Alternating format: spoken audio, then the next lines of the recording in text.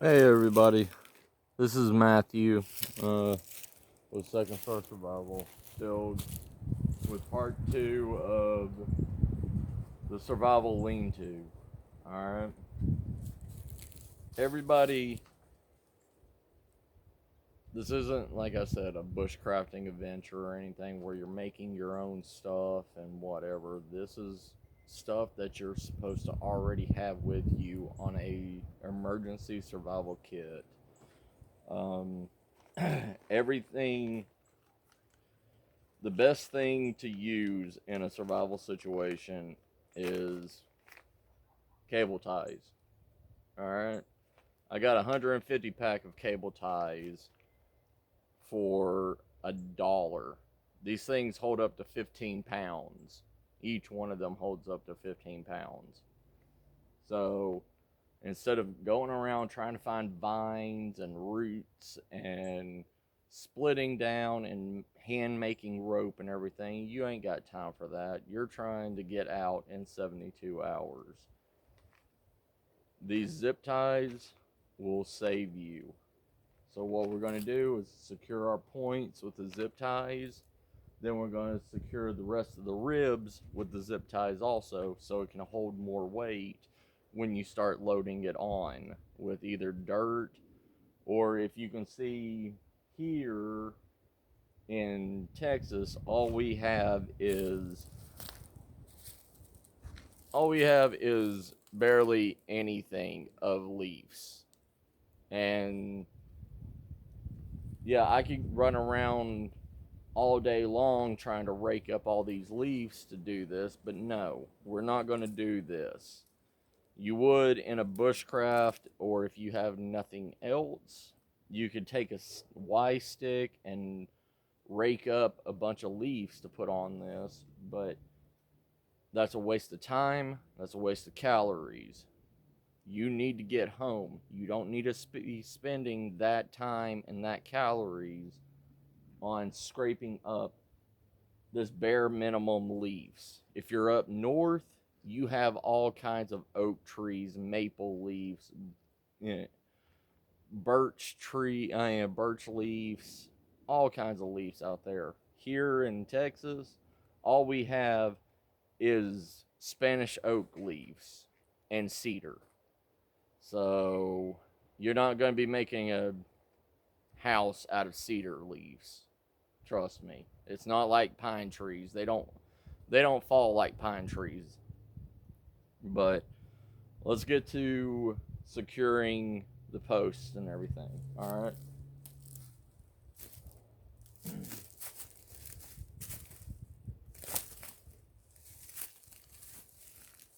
So what you want to do,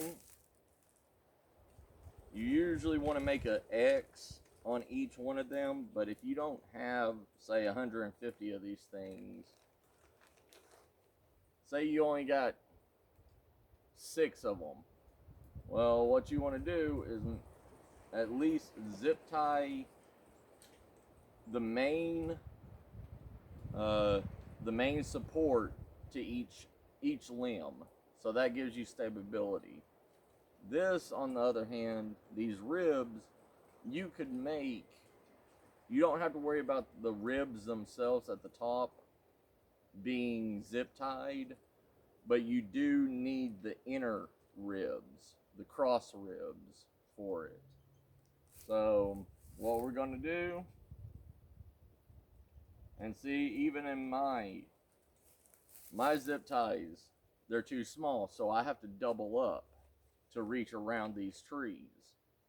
I try to get thumb-sized sticks so my zip ties could reach around it, but you can't do it. You can't always find thumb-sized sticks lying around. So what you want to do is double up your zip ties,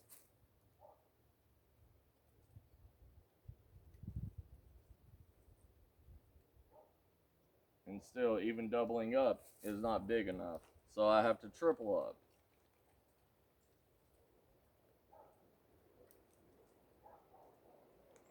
And this is stuff that's going to happen.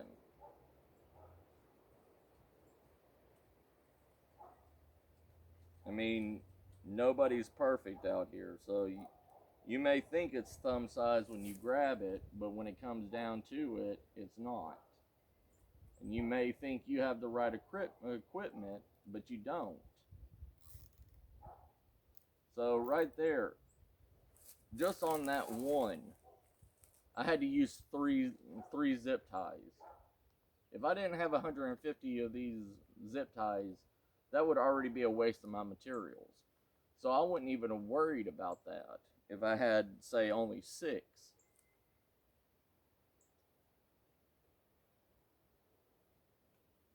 And that's what you have to think of. You have to think of, do I have enough materials when you're setting your bag? You have to worry about, did I pack enough? These people that make these small little Altoid tin survival kits,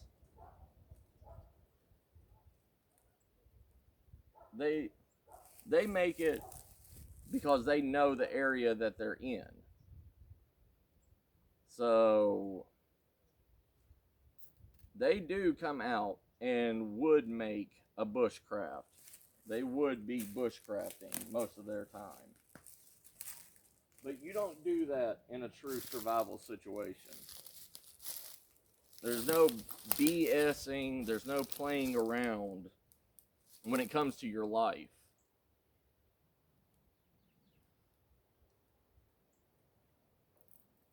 And on each one of these, like I said, if I didn't have 150 of these things, I would not be doubling up and adding security to this. You just don't want this. You really don't want this falling apart. You really don't. Or you're just going to be sitting, unless you have a overcoat like this that's made out of rugged material that can keep warmth in you. Like this has a wool liner and everything.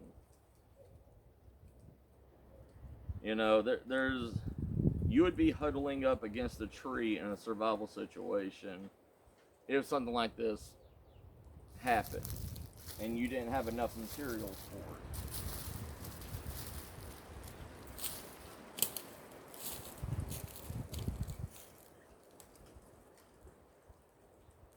it. And you know what? Don't be stingy on your materials. Use it. That's what you bought it for. Don't say, oh, this cost me X amount of money. I don't want to waste it. You're in a survival situation. Use it. You can always buy another one.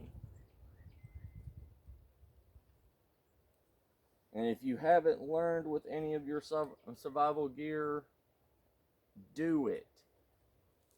It's better to use something instead of having it be a pretty little showpiece that you say, oh, look what I got. I spent $150 for this ferro rod,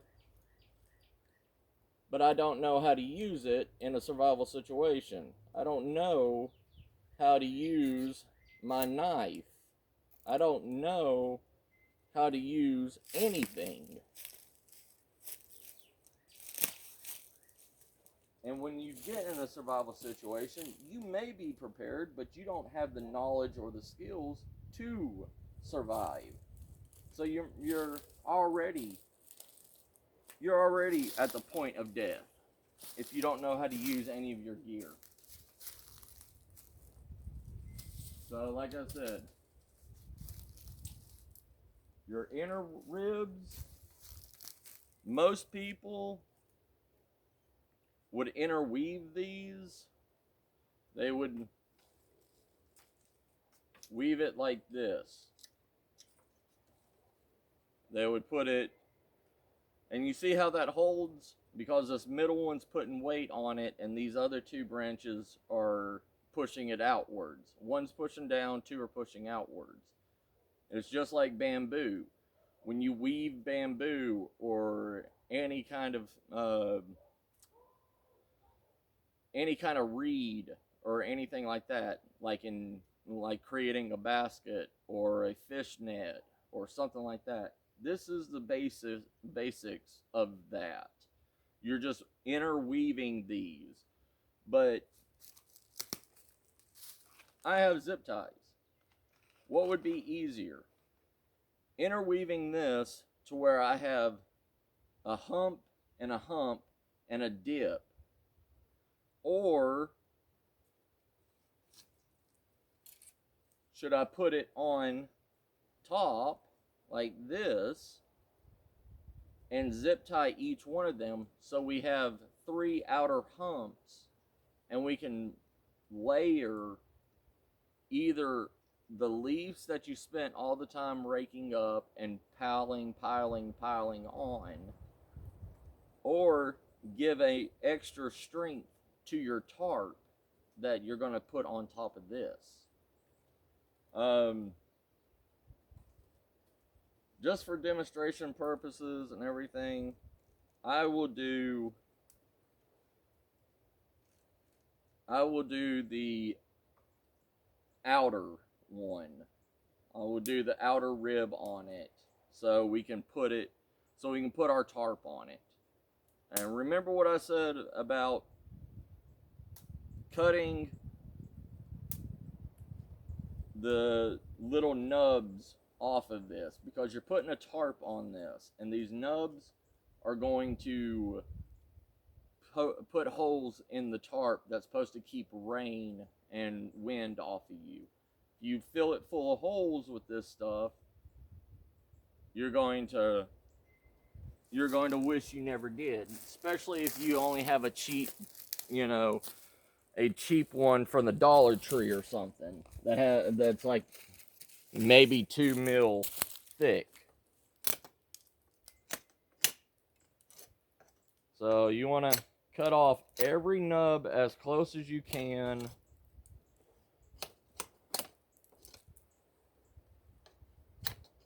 to the actual shaft of the stick.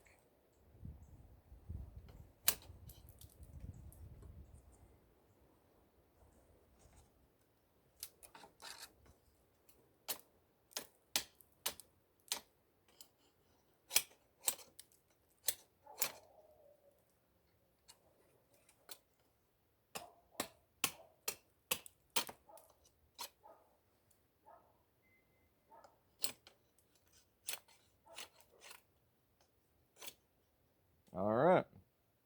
So you see how the nubs are all taken off of this?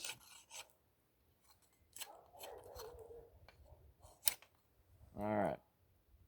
So the nubs are taken off. So this is what we're going to use.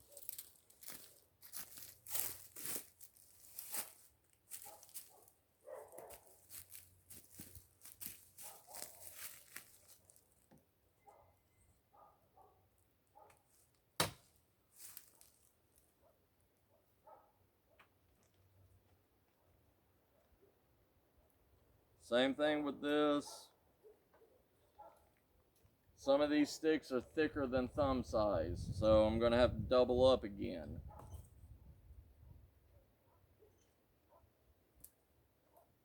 And make sure you get multicolored and not just plain white or black, because if you end up dropping them, it's going to take you forever to find it if it's white or black.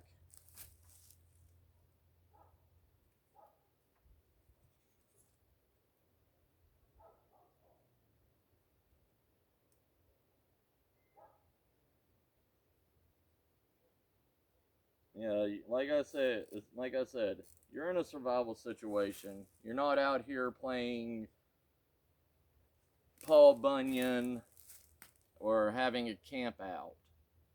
You're out here to survive, get back home to your family and your life. This isn't a vacation. You need something that's just going to last you the 24 to 72 hours. And that's it. And the good thing about zip ties is you can reuse them. you can use the tip of your knife. You can use the tip of your knife, take that, there's a little nub on the inside of those things, and you can push it down and release your zip cord.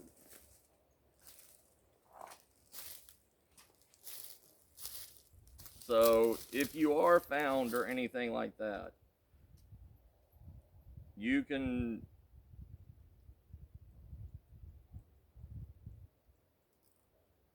retrieve whatever you want to, but come on, they're zip ties. You really don't want to do that.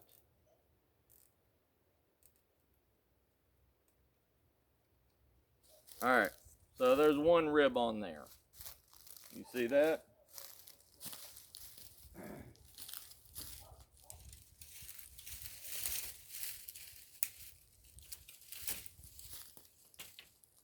And yes, I've already did all this stuff instead of boring you with hunting materials, all that stuff.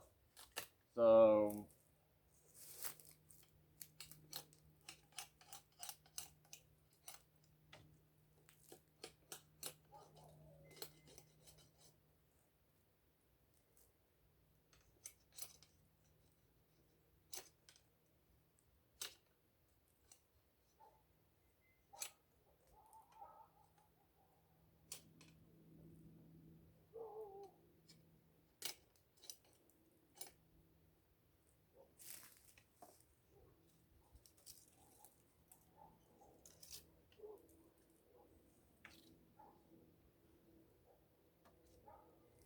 but remember, nature literally does provide you with everything that you need. If you're not a survivalist or anything, you can. If I had to, I could strip the bark off of these cedar trees and fashion a man-made rope out of it. But that's something that you would do only in an emergency situation on its own.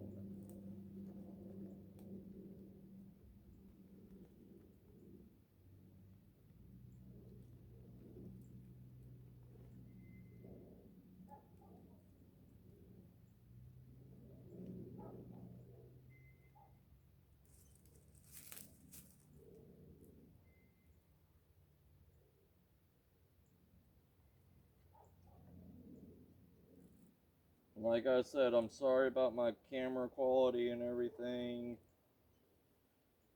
And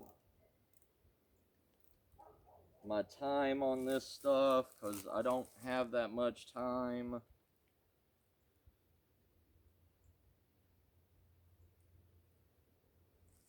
And,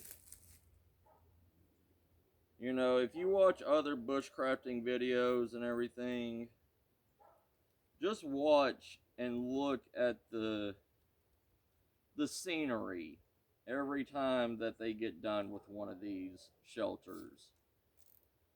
Look how long it takes them to actually make one of these from start to finish.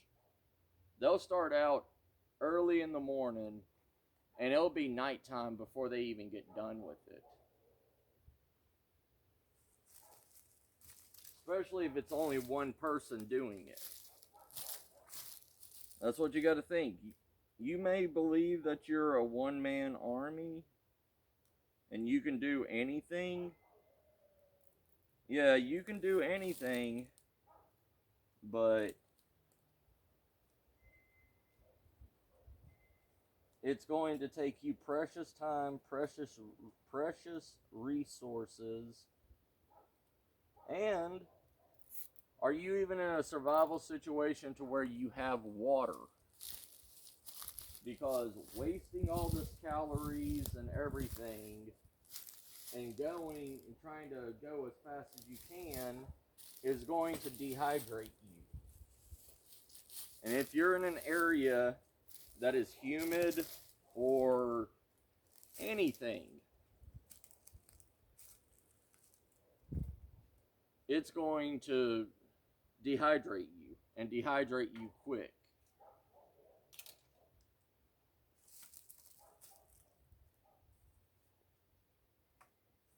So, do you have a water source with you? Or do you just have that half a bottle of water that you took with you on a hike? Do you know of any other streams? Do you know of any wild edibles that you can eat? Because most people that get lost in these situations are day hikers. They only bring bare minimum whatever with them. They only bring bare minimum water, maybe a water filter. I mean, but if they walk away from the known trail that they usually walk down to a creek or something that they know and fill up, well, guess what? You don't have that water with you. You don't know where that water is because you're lost. So you got to take into all considerations. You got to take into how much time is this going to take you? How thirsty are you before you became into this situation?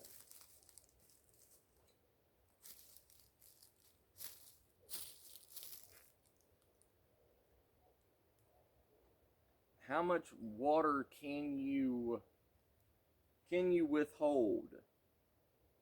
How long can you go without water? Have you ever tested yourself on that? Or are you just used to one type of area? What if you're in an area that you've never been to? What if you're from up north and you come down to Arizona or Texas and you're not used to this heat? You're not used to this lack of water, the humidity that's here. That's going to dehydrate you.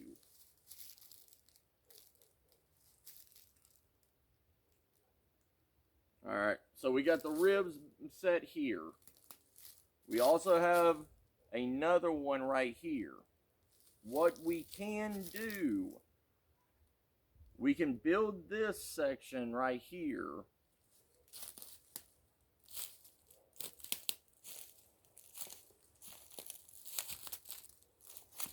What we can do, we can build this section with the ribs right here as our shelter area. We can cover up this side over here. We can cover it up, make it a break in the wind, and this dip in here we can cover with a tarp. So if it does rain or anything, that tarp is going to capture the water. Because we're not up north or anything, we don't have moss to put on here.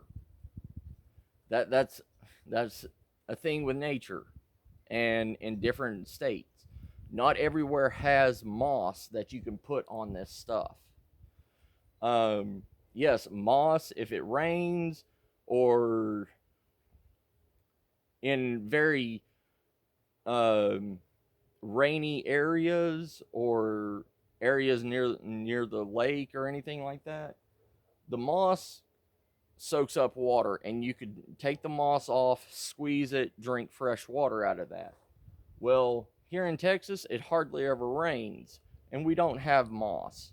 So, if there's ever a slight chance that there may be rain, we're going to put this dip in here, and we're going to cover it with a tarp. So if it does rain, we have a rain catchment center. We have a rain catchment here. On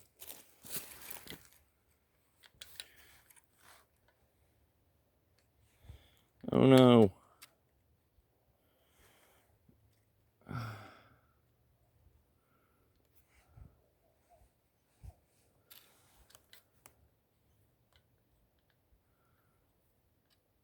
Crap.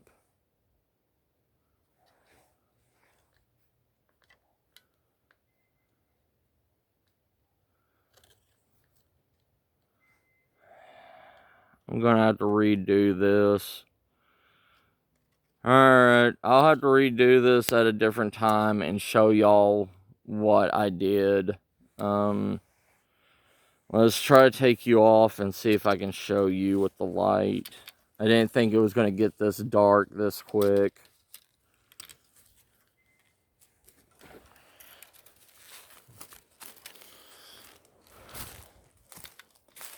Okay, so as you can see, I have zip tied everything together. I have 3 rows of ribs. We're going to put a tarp on top of this. This is going to be a dip in it to where rain can catch on our tarp. Underneath here is going to be our area. Over here, we can enclose this area right here to make it a windbreak with sticks and whatever. Because we already have this tree to help block. So we can do that. Here, we're going to open this area up. We could probably, if we want to, we can make this, we can make this a storage area for wild edibles, food, whatever. Because that's long enough right there that we can huddle in, make a fire, and sleep under. And also, if rain ever happens, we can catch rain and have a fresh drinking water. I'm sorry, I will remake this again. I love y'all. Y'all take care. Let me know in the comments how it did. And I'll redo it. So, I love y'all. I'll see y'all in the next one. Bye.